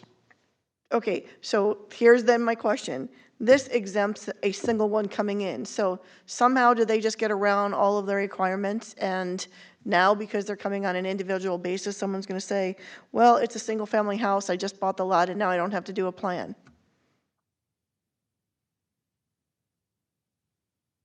Just asking, because this is what what I'm faced because when it comes in for zoning, this is what I'm looking at. And when a subdivision comes in and has a developer, he's required to, and he's going to do grading, just like when Tom Carlisle came in, he created building pads, we had a plan, there was all sorts of drainage, and now this new one, there is no developer. There is no grading plan. Good question, Elizabeth. And I would also echo your concerns about the Coon Lake, which is what started this whole journey, was trying to get that area covered. Yes, and Mayor and Council, I believe that in the shoreland ordinance section, there are some provisions for stormwater management plans that must conform with Chapter 7D. I can verify that. My memory, I think, is mistaking me, but I can verify that. I believe we confirm that within the shoreland overlay district, there are some additional rules for disturbance and impervious coverage and requiring some surface water planning in there, I believe.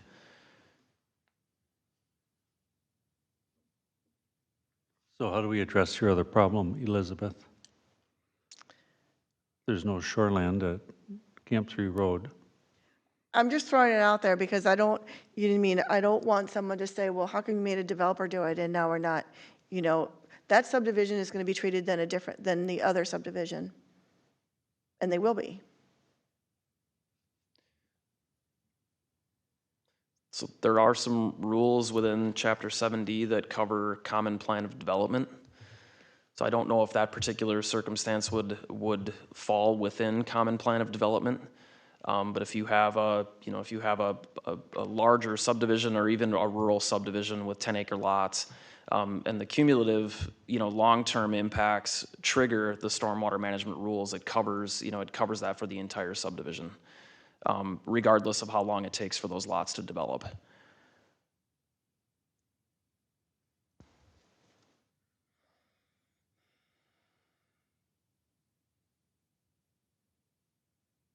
This is my dilemma. My dilemma is that depending on how the lot is, and in this subdivision, I'm just throwing out one that we have, but we have a lot of wetlands. And so sometimes you can only build in one place, and it's 20 feet from the line. If you don't have a good plan, you're going to put your water on someone else's property. And it doesn't matter that you have a 5-acre minimum. It's okay if it's in the middle of the lot and you don't have neighbors. But as soon as you get close to the lots, you don't have a swale, you don't have something to drain the water to, in a regular subdivision, if you're in an urban development, there's a swale towards the property lines that goes out to the street and goes in the storm drain, and it drains the property. But here, we don't have any of that, and you could swale it and go to the road ditch. Okay, but that's if that's you build in your plan, that's what you're going to do. Mr. Mayor and Council, I think one way to address so Tim will look at the shoreland ordinance, we can do that as well. With regard to Kettle Cove and any plat that's approved, we'll just make a standard provision as part of the stormwater section of the development agreement that they'll comply with Chapter 7D. So that will pick up and that will run with individual lots. So anytime a subdivision is approved, whether or not there's a specific stormwater management plan approved as part of the subdivision, I'm not sure why there wouldn't be normally, but in the case that that's not provided, we'll have standard language in the development agreement that refers back to the requirements of Chapter 7D. Does that address your? So in this case, there's in Kittle Cove, there are no public improvements. There are driveways. So would we just have a development agreement to cover that? Mr. Mayor and Council, we've been doing that for commercial development routinely, and it's a way to memorialize conditions of approval, to have certain obligations, whether or not there's public improvements. We've got a reduced size development agreement for commercial developments. So I think we'd use that same model for residential subdivisions where there aren't public improvements, but we still want to make sure that they comply with stormwater requirements and so forth. This is Janet. So, Bill, when you do a developer agreement for a plat that doesn't have a developer, who signs it? I mean, who agrees to it? The owner? The owner, and then it runs with the property. So anybody who purchases a lot, anybody who does anything on that property is subject to the development agreement. And when you say that it's going to comply with 7D, if 7D says it's not required for single-family residential, then they're exempt, right? Well, we have to close that exemption. Okay. By, notwithstanding this provision. Okay. there will be and we'll work on that. Okay.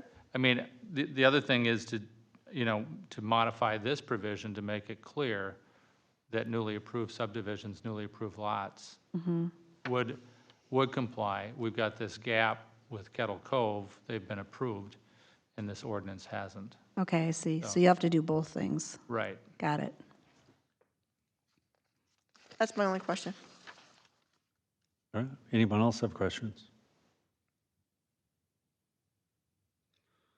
Then I will make the motion to call a public hearing for Chapter 7C Wetlands and 7D Stormwater Ordinance Amendments at the May 17th Planning Commission meeting. Is there a second? This is Janet, I second.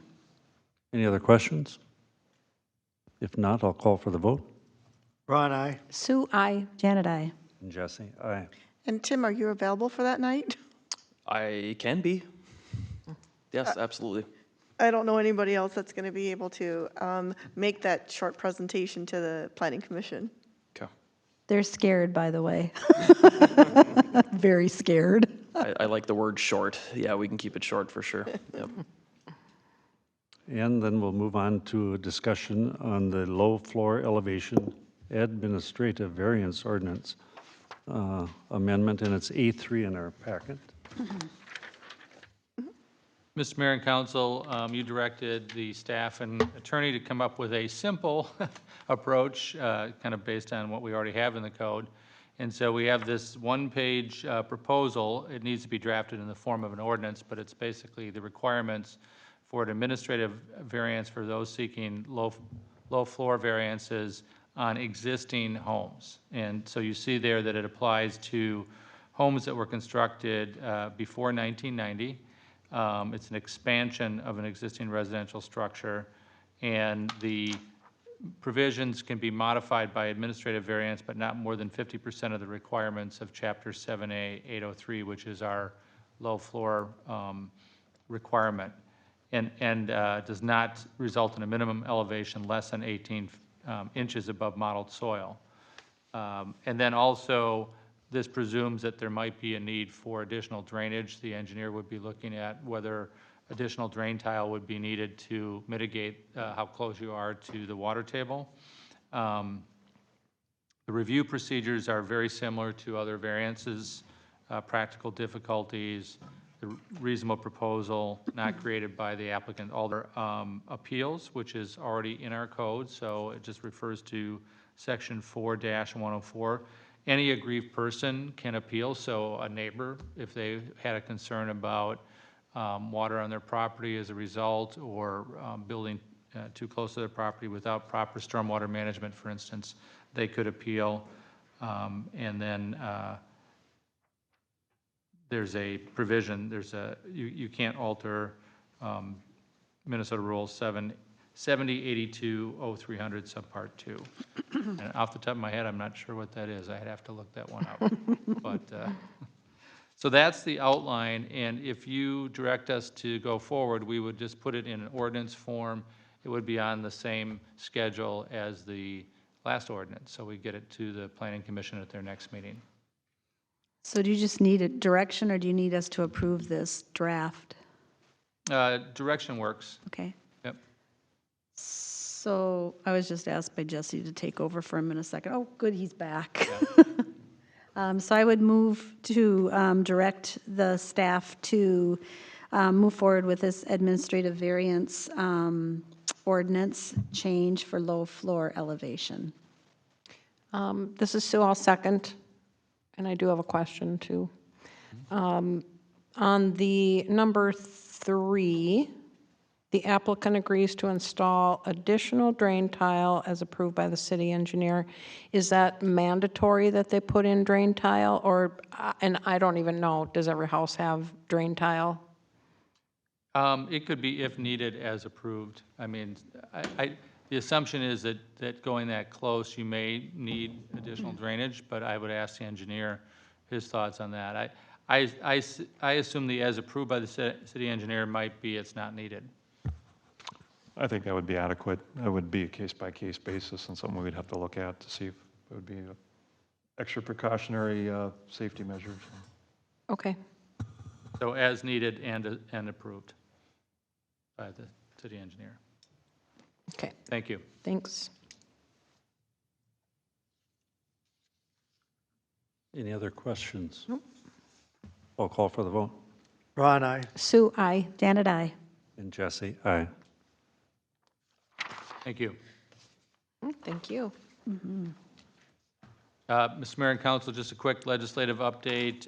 There's hearings tomorrow on transportation funding. We continue to lobby for and track the small cities transportation funding. There's at least 4 bills and 5 if you count the omnibus tax bill, transportation finance bill that includes small cities transportation funding. So again, we're still moving. We're still alive, as they say. So just wanted to give you that brief update. Thank you. Mr. Mayor and Council, I have a criminal attorney update. Oh, good. So I'll read the email that Joe Murphy sent.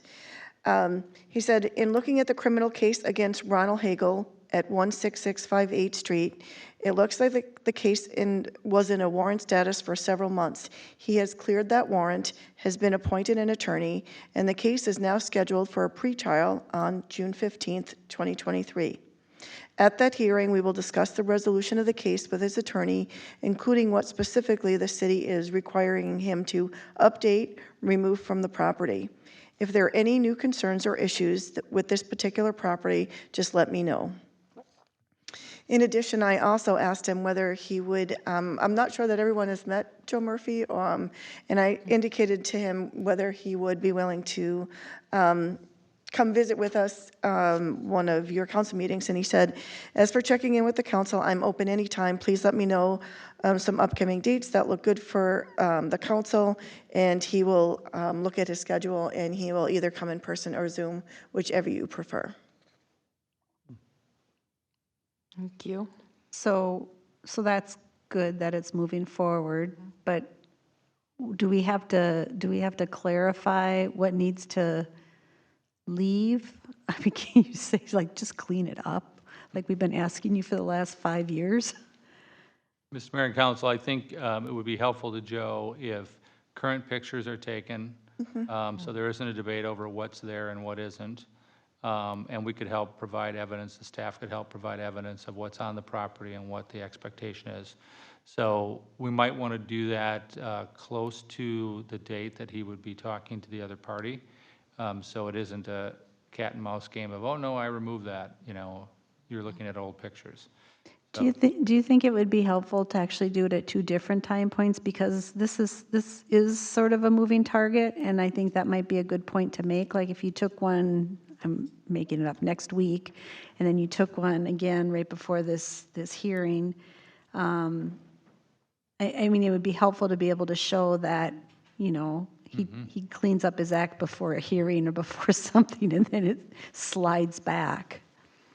Mr. Mayor and Council, I think that's a fine idea, subject to staff availability, but I think the more we can help Joe Murphy document the problem, and that it's a little bit of a game. In this case, I would recommend that we get Minspect to pay them hourly, as we have in our contract, to go out, take pictures, document, and write a letter accordingly. Sounds like a good plan. I'm trying to figure out why does he want to come and see us? I mean, it's already in the process, isn't it? A criminal? I mean. I asked him what his availability is, because I thought maybe, and not so much about this particular case, but just checking in. What kind of criminal cases do we have? If you had questions for him. If you don't think that would be something you want, I'll just let him know that council said all's good.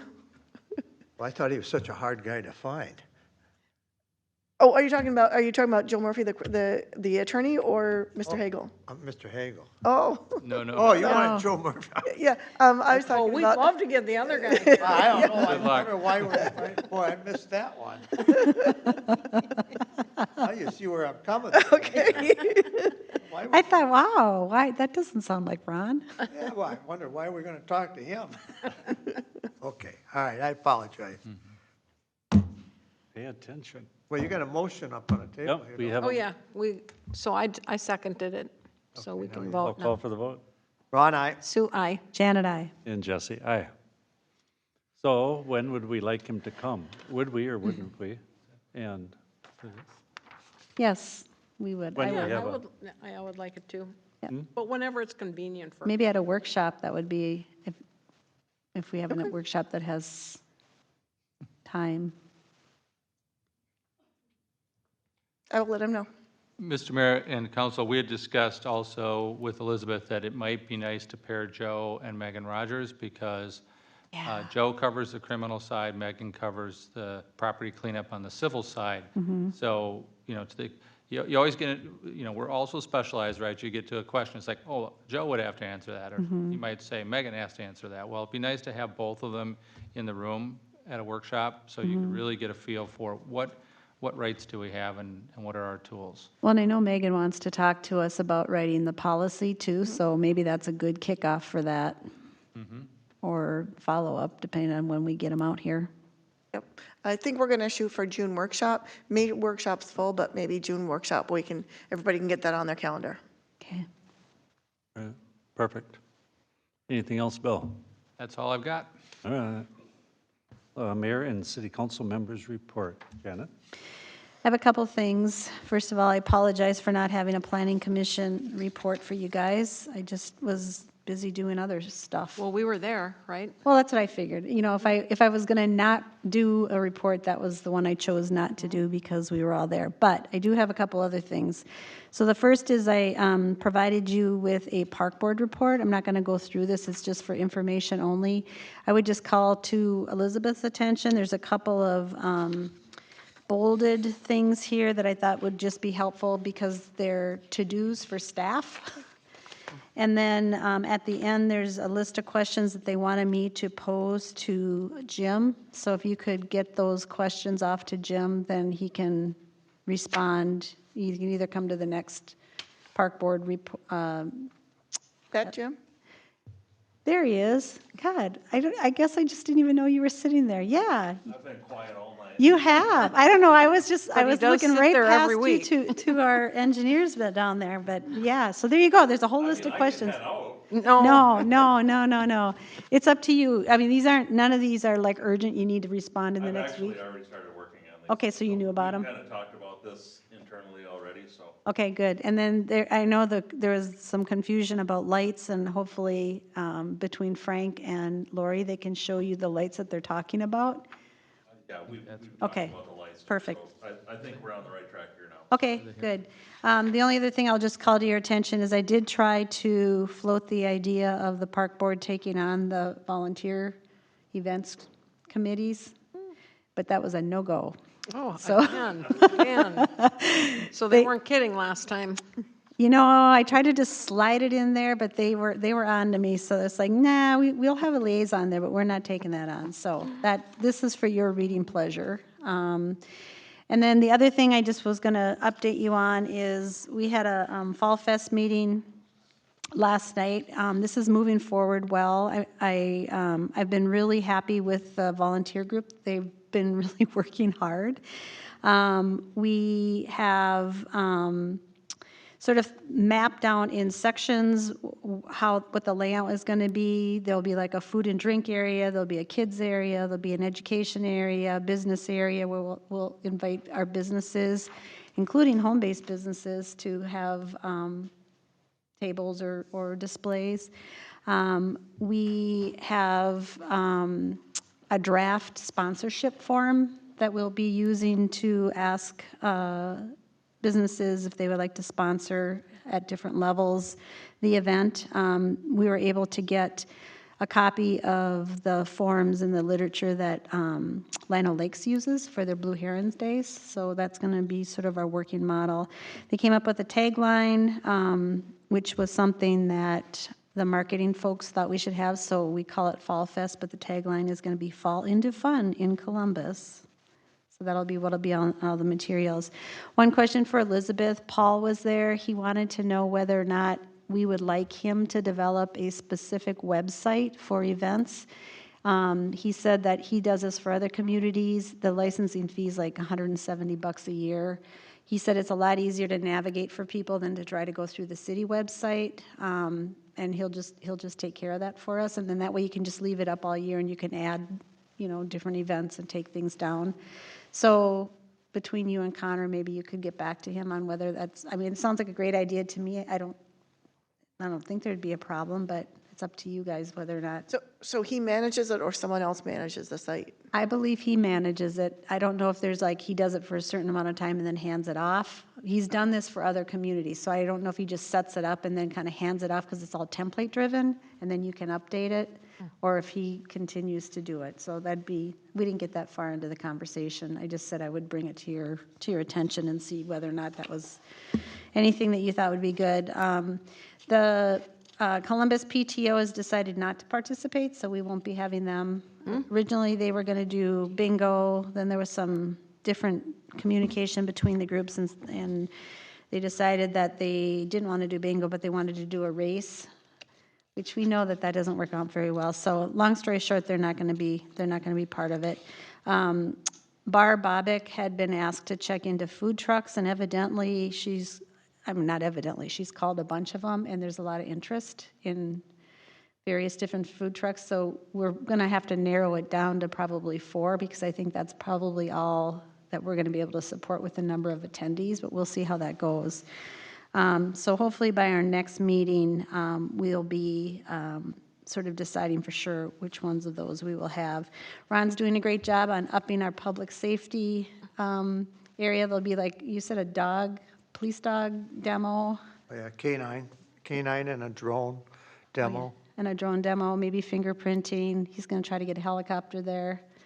So stay tuned. There's a lot of stuff happening. They're working hard. It's all really starting to come together. The Friday night at Running Aces is coming together. Paul, bless his soul, is working with Running Aces to figure out where in their parking lot they're going to have the best lighting for a movie without scaring the horses that will be racing during the latter part, during the start of the movie, so we don't want any spooked horses out there. He has a projector that we can use, so we'll probably need to rent a screen and obviously the movie. So, and then Running Aces has the audio that feeds into people's FM radio. So stay tuned on that too. But it's starting to come together, so it's kind of fun to see. Any questions? That's all I got. Good job. So I have One other thing. Oh, go ahead. Sorry. On the calendar, we have a Fall Fest meeting scheduled on the 2nd, but they decided we're not doing that. Karen and I and Lynn will meet as a small group on the 2nd, but the whole group is not meeting, so you can take that off the calendar. Okay. Personnel Committee, so we met yesterday and we did an interview for the planning tech position, which was vacated by Ella back in March. Oh, March, yeah, we're in April. Is that when her last day was, March 10th? Mm-hmm. Yeah. Okay, so we interviewed Eleanor. She goes by Ellie, and she's a recent graduate of the University of Minnesota. She has had a couple internships, and she, as we interviewed, realized that she is really has good technical skills. And so working with that GIS data, and she really likes data analytics and that type of thing. But she feels like she would be a great fit because of those skills and her ability to work independently and collaboratively.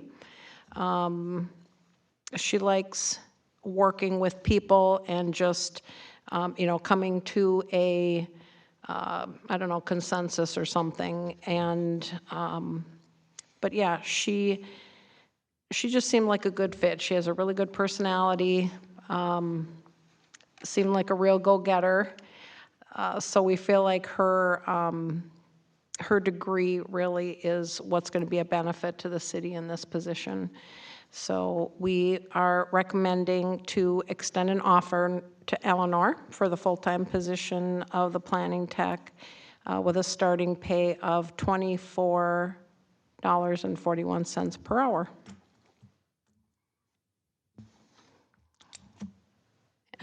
Anybody want to second that? Ms. Second Jan, oh, I wanted to. Go for it. I'm kidding.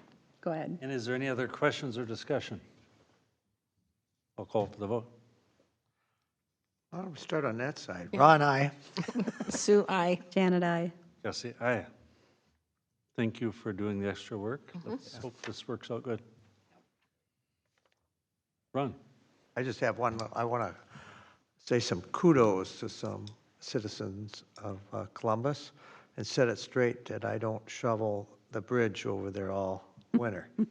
I do have partners, and one of them's Mike Gangle, Lindsay Mooney, and Danielle Cloquet. And they both, I know Danielle. you do? Yeah. Yeah, she works at Medtronic. Yeah, she works at Medtronic. Yeah. Okay. Well, I have to say, her and Lindsay did most of the shoveling, but that's because they come a little earlier than me. Who can come earlier than you? You're out there in the middle of the night. I know, but I got to say, they do a good job. We started it, and hopefully we took the shovel away. We won't need it this winter, but, So and thanks. where do you shovel? The I'm not- bridge. Pedestrian bridge?